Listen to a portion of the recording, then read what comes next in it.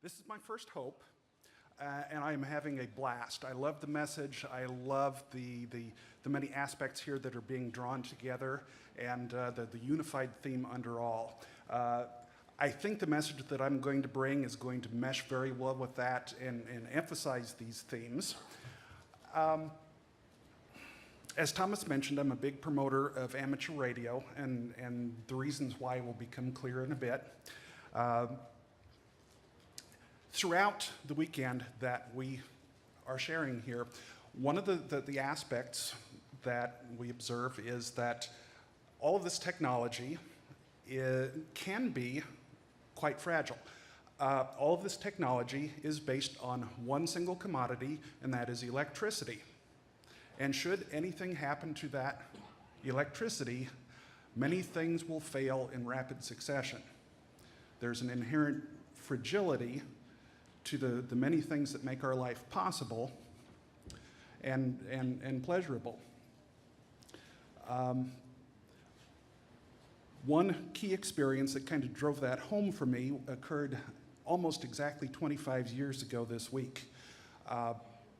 It was summer of 1993.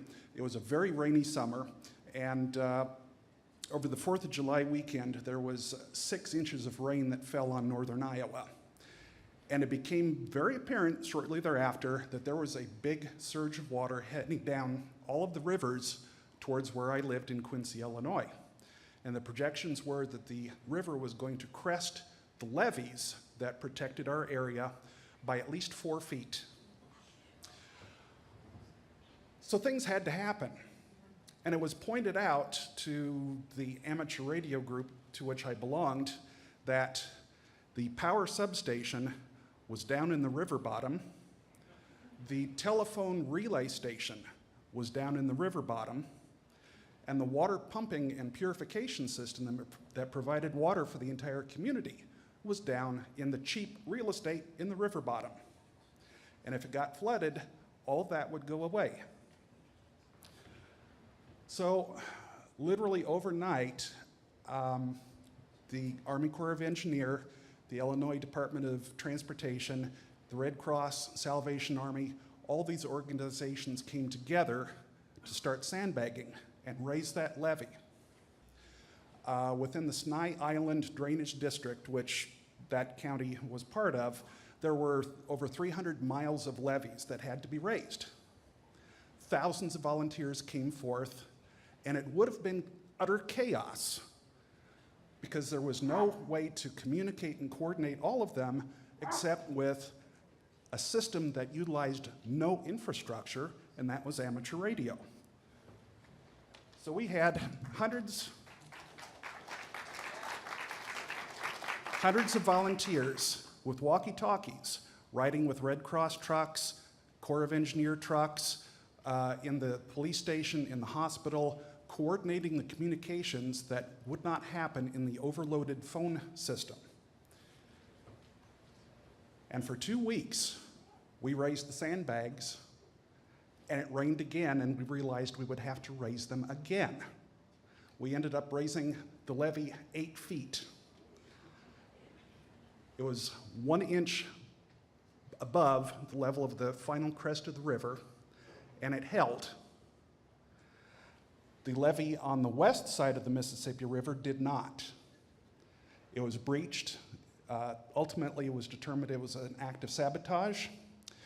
And the eastern counties of Missouri, for 2 weeks, became the 5th largest freshwater lake in North America.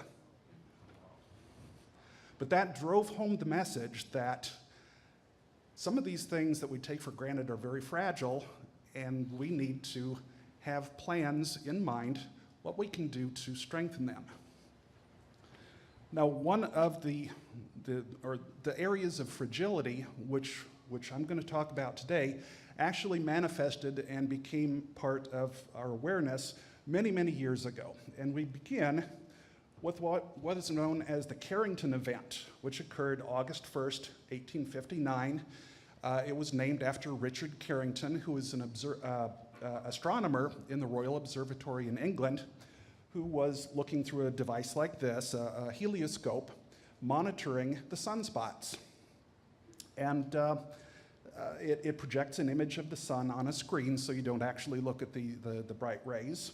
And as he was looking at the sun, he observed something that was had never been seen before at that time. He observed two brilliant white spots appearing on the surface of the sun. And this was so unusual that he left his post trying to find an assistant to drag over and show, hey, come here, there's two bright white spots on the sun. Well, the sun is already white. No, this is special, come over. And by the time he dragged his assistant over to look at the screen, they had faded. But he recorded in his journal what had occurred. The spots here labeled A and B were within an existing sunspot area and were brilliant white spots. And this was the very first observed solar flare. But associated with this solar flare was something, again, that it's something that had never been seen before. This was what we now know as a coronal mass ejection. The sun got violently sick. And is my GIF going to work? It's not. Okay.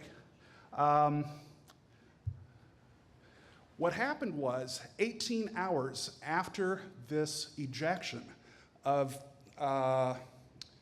10 million tons of ionized hydrogen gas, it struck the Earth with the force of 10,000 nuclear bombs.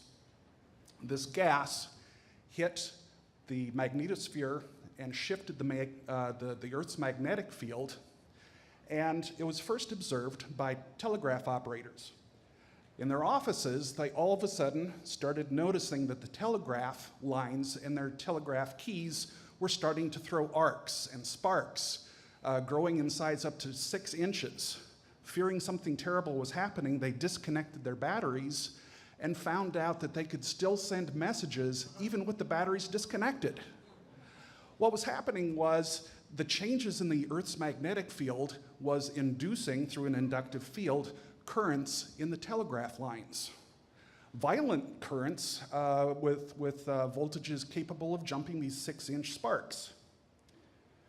Meanwhile, and there's no photographs to back this up, aurora borealis were being observed at places they had never been seen before, as far south as Cuba and Panama.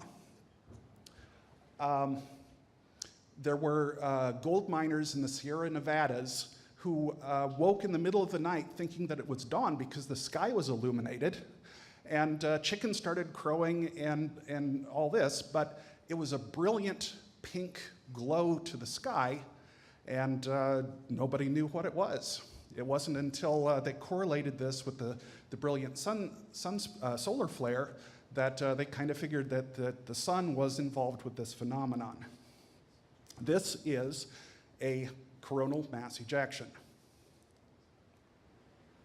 There's another phenomenon that we want to talk about, and that is an EMP, or electromagnetic pulse. And the first observation of this was with a nuclear test called Starfish Prime. This occurred in July 9th, 1962. The reasoning for this test was the Van Allen belts had just been discovered a couple years earlier. These are belts of intense radiation that surround the Earth, and it was thought at that time they would be an impenetrable barrier to spaceflight. They would destroy any satellite or manned mission that would attempt to pass through it.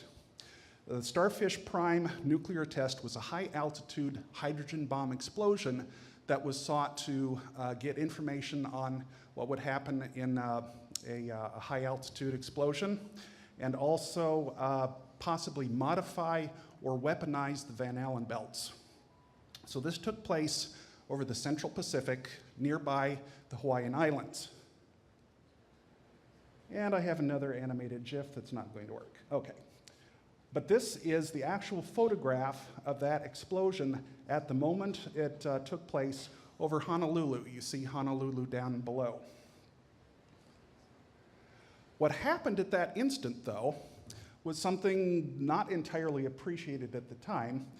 The explosion of the atom bomb created a huge burst of gamma rays that descended down into the atmosphere, where it knocked loose electrons. And those electrons created an intense burst of radio frequency energy that then passed down into the Hawaiian Islands and basically anything within line of sight of that bomb.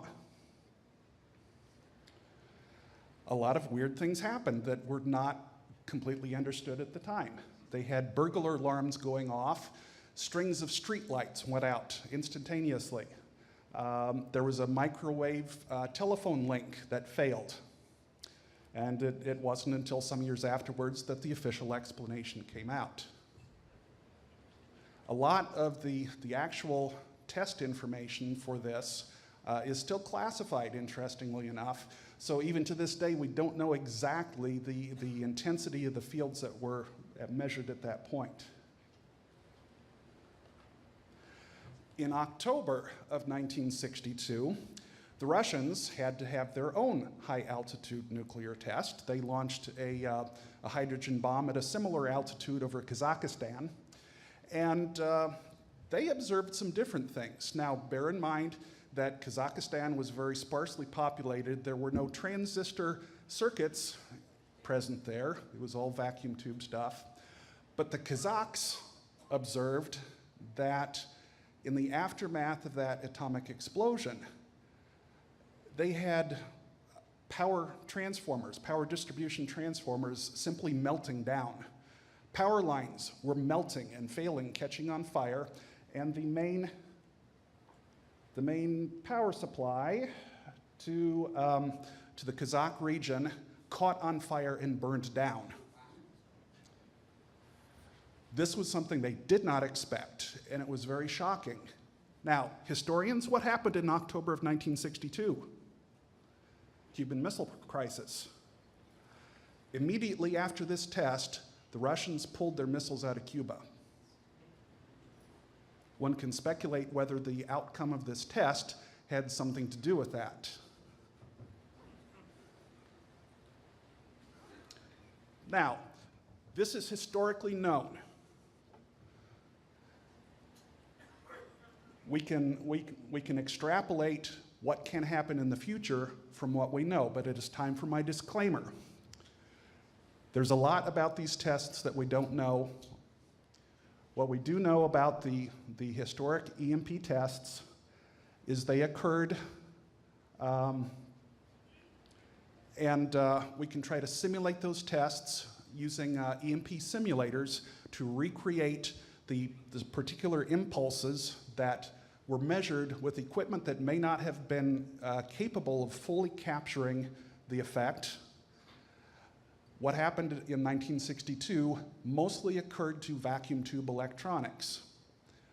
The transistor electronics at the day were very simple, not a lot of it there. Much of the details are still classified. Much of the projected damage that is officially within the US government projections is not correlated by what happened over Kazakhstan. They saw much worse results, most likely because the Hawaiian island is very different geographically than the plains of Kazakhstan. So my disclaimer is there's just a lot about EMPs in particular that we do not know. I'm going to provide the best information that I've been able to glean from open source data. And if you choose to disagree with me, I'm not going to argue. There's room for disagreement. But again, I'm going to try to present the best information that I can. We can extrapolate from this information, try to project and predict what may happen should another EMP burst occur, this over the continental United States. But in the end, there's a lot we don't know and cannot know.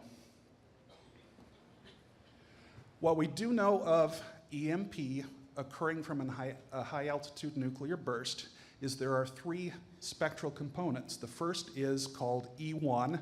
That's the first component of the burst, and that's due to the high-powered gamma rays penetrating the atmosphere, knocking loose electrons. That is a 50,000 volt per meter pulse.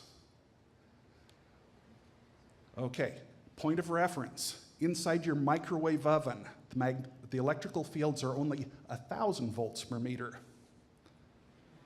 And in a confined space, 50,000 volts per meter across thousands of miles.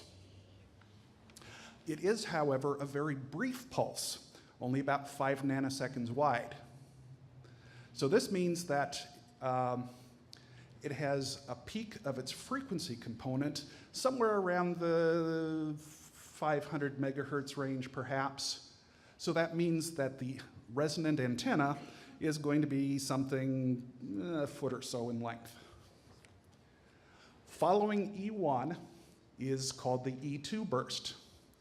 That is approximately 1 microsecond in length, about 100 times weaker in intensity, and very much mimics the effect of a nearby lightning strike. Now, who here has had lightning strike a tree near your house and you've lost your washing machine, your TV, your computer? Yeah, this is going to be the same thing that happens over a multi-hundred-mile area. Following that is what's called the E3 effect, and that is a massive disruption of the Earth's magnetic field. And that occurs due to the huge mass of ionized gases that are rising convectively after the nuclear blast, and those charged particles in their motion create a magnetic field that disrupts the Earth's field. That induces currents into long suspended wires, in particular power lines. This period occurs in a period of tens to hundreds of seconds, and then it's over. And this diagram shows the particular voltage, intensity, and time profile of what's likely to happen. Now, the damaging effects, again, are going to be related to the intensity and the wavelengths of these effects.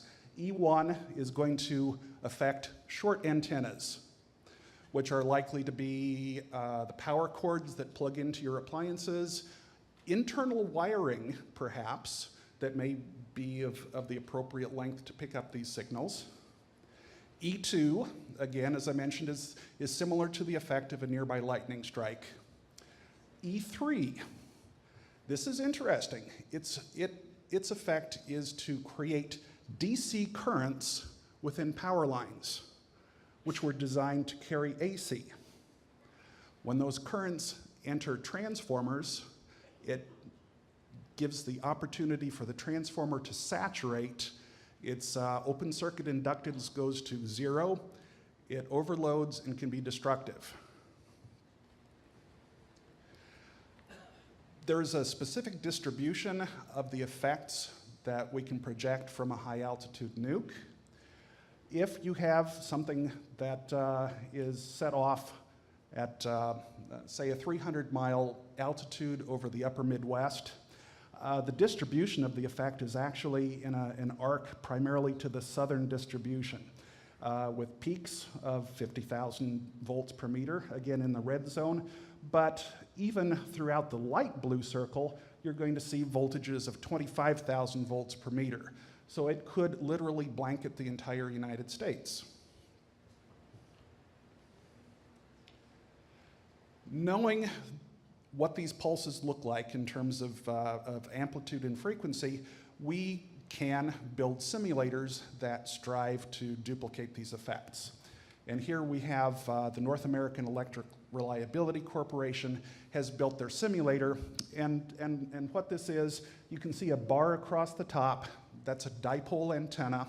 It's excited from a Marx generator that is capable of delivering a 500,000 volt pulse into this roughly 10-meter long antenna, and items to be tested will be placed underneath that. So the question is, should an EMP occur, what is likely to survive?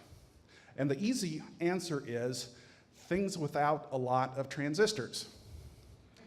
A battery. A battery is big and dumb and chemical. Your car battery will survive, the little batteries in your smoke detector and transistor radio will survive, but the smart batteries in your computers and cell phones are not likely to survive because they include smart charging circuitry inside. What will survive an E1 pulse? A tube-type radio. This is the classic Hallicrafter's S38. Thomas, do you have one? Yeah. Very good. Okay. Tube-type equipment did not experience failures in the Hawaiian test because the vacuum tubes are macroelectronics, not microelectronics. They are large-scale devices that can absorb the energy. Okay. This is a very popular radio among preppers because it is a transformerless design. It can be operated from 120 volts DC. 10 car batteries strung together will run this. So if you want to make some money, find one of these at a flea market, upgrade it, change the capacitors, put it on eBay as a prepper radio, you can make some money. Okay. In 2004, the EMP Commission studied 37 different cars, placed them in that simulator, hit them with the EMP pulse, the E1 pulse, and found to their amazement, all of them survived. Okay, I read this and I had such a cognitive dissonance, I could not understand that because everything that I've read up to that point says, oh, it's total disaster, nothing will survive, we're gonna be going back to horse and buggy. But, okay, I've worked in the automotive engineering world for quite a few years. Automobiles are designed to withstand some absolutely horrific electrical conditions. An automobile and its electrical components must be designed to survive installing a battery backwards. Because the nuclear scientists are doing nuclear science and the other guys are working in auto mechanics. Inside every electrical component inside the car is a surge suppressor. It's a powerful Zener diode. It's about the size of a nickel. And the electrical spec for cars says that it must survive the application of a pulse of 120 volts for 400 microseconds. 400 milliseconds, excuse me. So those Zener diodes, which are distributed out through the entire car, have to sink that energy. And it will do a wonderful job for an E2 pulse, and evidently it does a pretty good job for an E1 pulse also. So at first glance, you would say that the advice of all the preparedness experts that you get a pre-1980s diesel vehicle that has no electronics in it, well, yeah, that's a good advice, but even afterwards, it may not be such a bad deal. Okay, my caveat, my disclaimer I have to throw in here. After 2004, cars have been manufactured with a whole lot more computer circuitry. Is that computer circuitry going to be more vulnerable than what was made in 2004? Odds are yes, but I can't tell you how much more because we've not had a test done since then. As it turns out, most ham equipment will survive. There were a series of tests done in 1985. Results were published in QST magazine, if you want to look that up, again by the EMP Commission. And you would think that this equipment has a lot of transistors in it, it's going to fail due to that pulse. And it turns out that none of it did. Again, the cognitive dissonance hits because we're told everything's going to die. This stuff did not. And the reason for that is this transceiver equipment here must generate about 100 watts. So it must not interfere with itself. So there's a protection circuit built in to keep it from destroying itself from its own internally generated electromagnetic fields. And that also gives it a degree of protection from external fields. And these radios, even with the antennas of their microphones plugged in, seem to survive. Now my disclaimer, those radios had metal cabinets. These little walkie-talkies have plastic cases. The metal provides some protection that the plastic does not. My beloved little walkie-talkie might not survive, but I have plans for it. What will survive an E1 pulse? Strategic weapons. And they must, as we'll get into in a little bit. I've actually seen these planes up close, and the groovy thing is, the windshield and the windows on it have a metal grid embedded in them, just like the windows of a microwave oven. It keeps the stuff out, because you want this flying when the bombs start going off. But what is vulnerable? From the EMP testing, we know that things with a lot of microelectronics have very small gates which are not capable of absorbing large amounts of energy. So for that, we know that likely your satellite receivers, smart meters, anything with a lot of microelectronics in it that is not specifically hardened for any type of industrial control, it's likely to go. Sorry. So ways to protect your vulnerable electronics. Number one, disconnect everything that's not in use. And that's good advice whether you're fearing that the North Koreans are going to launch a nuke, or if you're in lightning season and you're sitting on top of a mountain. Unplug everything, because the wiring of your house is a great antenna that's going to collect that energy and direct it into anything that's plugged in. My personal favorite strategy is to put a surge suppressor on everything that is plugged in that's electronics. So your computer, your microwave, your TV, all that expensive stuff, go down to Walmart, get a surge suppressor, it plugs into your outlet, and that will swallow most of the energy of a pulse that comes in your line. When lightning struck near my house in 2008, we lost 2 CFL light bulbs, and all the neighbors around us lost microwaves and ovens and washing machines and expensive stuff. Number 3, shield everything with a Faraday cage. Anything that is particularly sensitive, that you care about, or that cannot be protected in any of the other ways.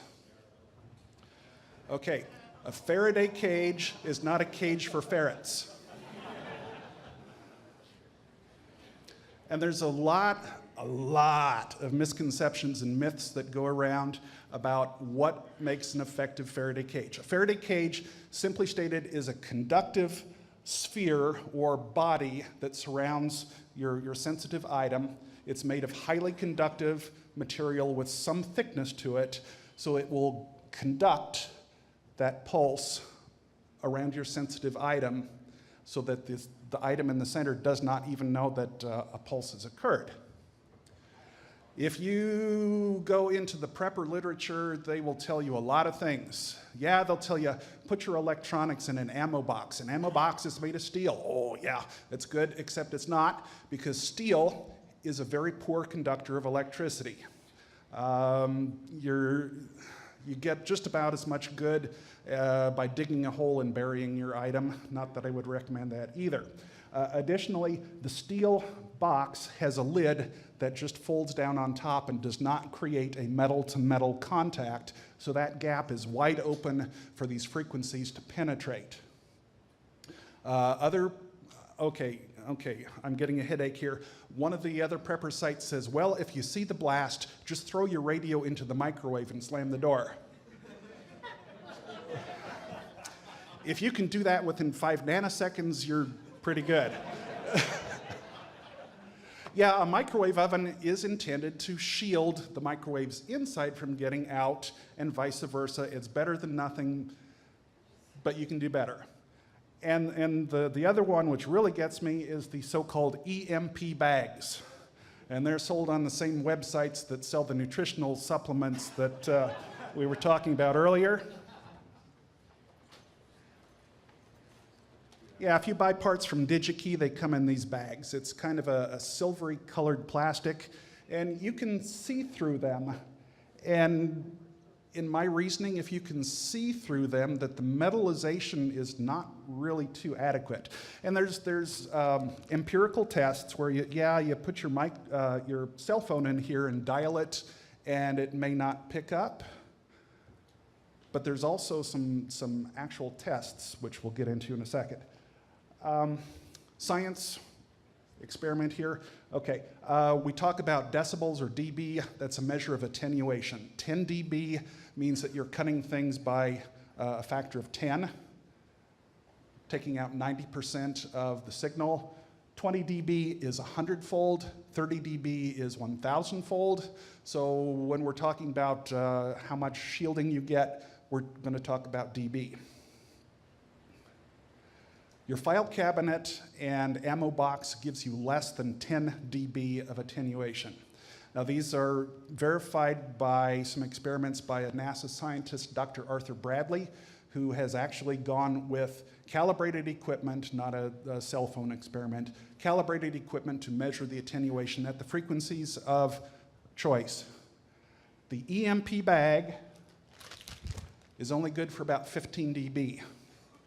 A galvanized trash can gives you 20 dB. So that's taking out 99% of the impulse. But I just said that steel is not a good material for a Faraday shield. It's not the steel of the trash can that's working here, it's the zinc coating that's actually a pretty decent conductor. If you wrap the lid with aluminum duct tape, the metal tape that you can get at the hardware store, you double the effectiveness, which tells you that the gap around the lid leaks a whole lot of energy in that you can very effectively knock down. A microwave oven is good for 25 to 40 dB, but the simplest and easiest one, you get a sheet of aluminum foil, you take it out of your hat, take your sensitive item, fold it over, wrap it up like you're making a sandwich that you want to keep really fresh, crimp over those edges just as tight as you can, and that right there is good for 50 dB of attenuation. How much do you need? And that's something that nobody ever says. Okay, I'm going to stick my neck out here, and I will be the first person to ever say so, but I'm going to define that you need 60 decibels of attenuation of that 50 kilovolt signal to be safe in just about every condition you can. So you take your folded aluminum foil wrap, you stick it in another plastic bag and wrap it around with aluminum foil again. You've now got 100 dB of attenuation, and nothing's getting through that.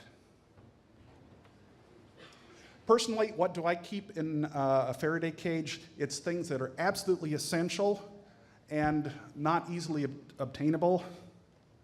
I have another walkie-talkie just like that, wrapped in aluminum foil. I have a 40-meter CW ham radio transceiver. If the communication infrastructure goes down, this will still allow me to send long-haul signals over thousands of miles to handle emergency messages. Things like this were used in the aftermath of Katrina for months until they got the telephone infrastructure back up. A multi-band radio, you're going to need information. There will be broadcasters that survive an incident like this. Where they get their information from is another question, but you will need that information, and whether it's AM, FM, or any of the shortwave bands, there will be something there that you can listen to and something of use. Okay, this one, and there are chuckles, and the presentation last night about putting Linux on one of these e-readers was really good.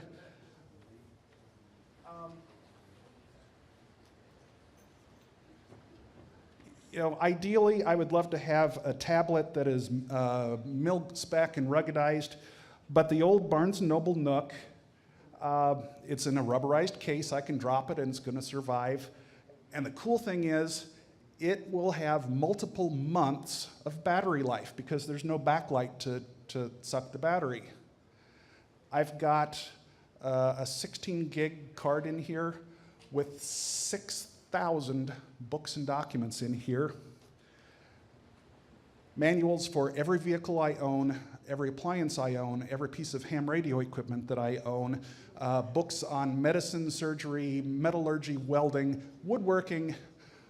It's all on archive.org. Just go out there, spend a couple of days downloading the information that will be essential in the event that the internet does not exist tomorrow, or you can't make a trip down to the library because people are burning books for heat.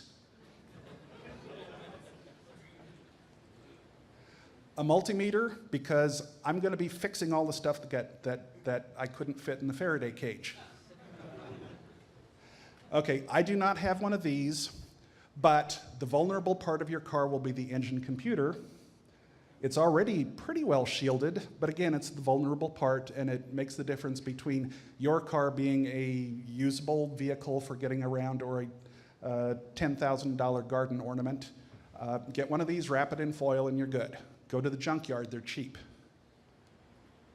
Now then, for an E3 pulse, the E3 pulse would be the consequence of either CME or the E3 from a EMP. That induces the very high voltages and the DC currents, which will burn out the transformers. In 2003, there was a small CME that mostly affected the upper altitudes of Canada. This is actual pictures of one of the high-power distribution transformers that was burned out from the onset of the CME and the disruption in the magnetosphere to the damage and failure of this transformer was 90 seconds. So there's not a lot of time to react to that if you're even aware that it's happening. This has been analyzed and the effects projected. For a CME of half a microtesla per minute of magnetic flux change, which is corresponding to the damage that occurred in the 1921 CME, which is only about half the strength of what happened in the Carrington event.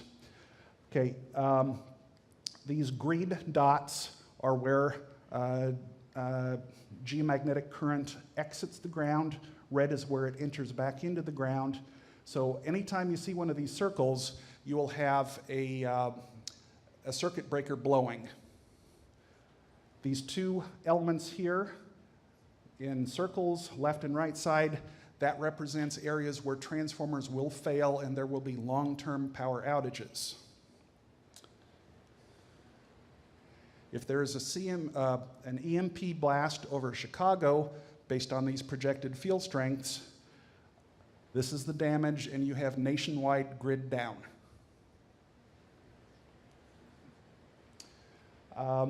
In such a case, you are going to see something on the order of 350 high voltage transformers destroyed, $1 to $2 trillion of economic damage the first year, and up to 10 years to restore. The problem is, these transformers take about a year to build. There are very few places in the United States that make them. Most of them are made in Europe and shipped over. So that's an issue. You cannot replace 350 of them all at one time. As it exists, the grid is operating at about 90% capacity. It's more efficient that way. If you lose 10% of your transformer capacity, everything goes down. Beyond that, you're talking global or national blackout conditions. The fragility of the grid is one thing, but its interdependency on all of the other essential services, you have to stop and pause and reflect on that, because you have effects on the oil and gas industry. All these pipelines are pumped. Without power to pump them, you lose gas and oil. Communications, internet, cell phones, landlines, all of those operate on the grid. They have battery backups which last for perhaps 36 hours if you're lucky. The really good ones have gen sets and diesel storage that can run for a couple of weeks. Past that point, they go down. Water that is being pumped, without the pumping stations that run on the grid, that goes down. You have no water to drink, you have no water to flush the toilet.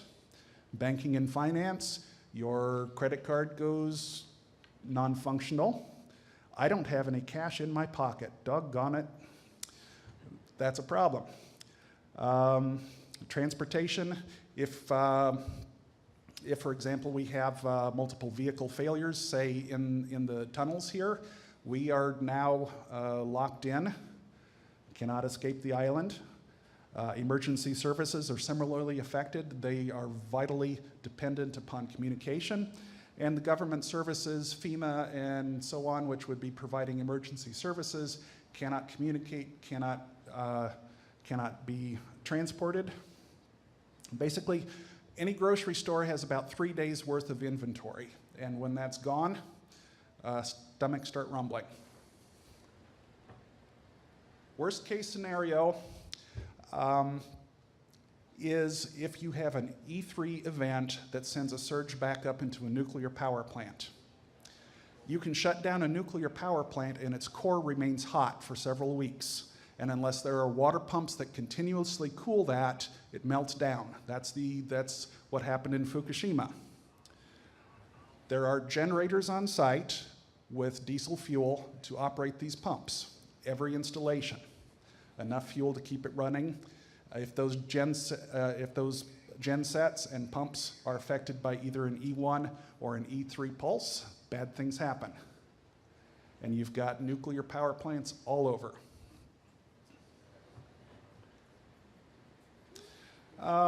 Use of EMP in warfare, yeah. We know who the bad guys are. Most likely it's the little loudmouths like North Korea and Iran. Trouble is, though, it's very hard to do an EMP anonymously. You can follow the missiles with the radar back to their point of origin. The concept of mutually assured destruction has been very effective, even though kind of scary for the past several generations. But you know what? It's difficult to predict the psychology of other entities. You can project something like a school shooter who acts in a very irrational manner to take out as many other people as he wants, knowing that his ultimate goal is suicide. Project from there to a much larger gun. But the saving grace in my mind is that nuclear weapons are extremely expensive, and so are the delivery systems. And those people most likely to use it are the ones least likely to afford it. But with the knowledge of the vulnerability of the grid comes another threat. It takes a guy with a high-powered rifle on a hillside 3 or 4 shots to put a hole in one of these high-voltage transformers. The oil drains out, it overloads, it overheats, and it's gone. This happened in California in 2014, and nobody was ever caught. And it has all the hallmarks of a deliberate act as a rehearsal. Okay, 9/11 was 19 guys with flight lessons in airplanes. You find 100 unhappy people with high-powered rifles, and they could do as much damage as a high-altitude EMP for 1/1000th of the budget. Yeah. 4 minutes. Okay. That could be used as Q&A audience, or you can take questions later. Okay. What is being done to protect us? The 2015 transportation bill had $17 million set aside for an EMP study to identify transformers in inventory that can be moved and to set aside a strategic transformer pool of transformers that can be bought, put in place, ready to be shipped around the country at a moment's notice. So it's not totally hopeless. For us to survive, make some plans. Can you For this, my everyday carry is my MacGyver pocket knife. It's super handy because the good beer does not come in twist-off tops. You need to be able to, at the very least, provide for warmth, use one of these Mylar space blankets, be able to open a can, be able to purify water, get information and communication like my little Nook, my little walkie-talkie. That is essential. Essential reading, 1 Second After by William Fortune is a piece of fiction, but it's very accurate and well researched. A couple of other authors, Fernando Aguirre, Selko Begovic. These two gentlemen were in Argentina and Yugoslavia, respectively, during the unpleasantness there, and they have seen the effects of disruption of systems and the effect on people who suddenly find themselves going into third world existence and hunger. One of my key formative experiences was in 2003 when Hurricane Isabel hit Williamsburg, Virginia, when I was living there. It was a Cat 5 storm when it hit the Outer Banks, and by the time it rolled through, there were millions of trees down. We had just moved into this cul-de-sac, and when the storm blew over and the sun came out, we all stepped out to survey the damage. There was no phone, there was no power, and there would not be for weeks. And we looked up and down the street, and there were people that we had never met before. That's the reality of suburban life, but we were now meeting these neighbors and realizing we've got refrigerators full of food that's going to go bad. So we rolled the gas grills out of our garages and fired them up and started cooking first the frozen pizzas as they thawed, then the hamburgers, then the roasts, then the hams, and then the turkeys, and we had a week-long block party. And in the process, we made friends, lifelong friends that we never would have otherwise. And I think that is kind of a microcosm lesson of how we need to be facing this, because it didn't matter if the guy down the street had a rainbow flag and the other guy had a Confederate flag. All those flags blew away in the wind.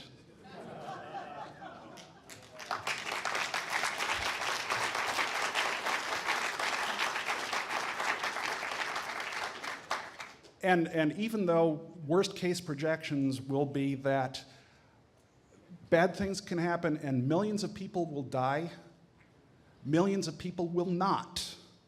Be one of the ones who will not, and you'll have an opportunity to rebuild your community and make it a better place. Thank you.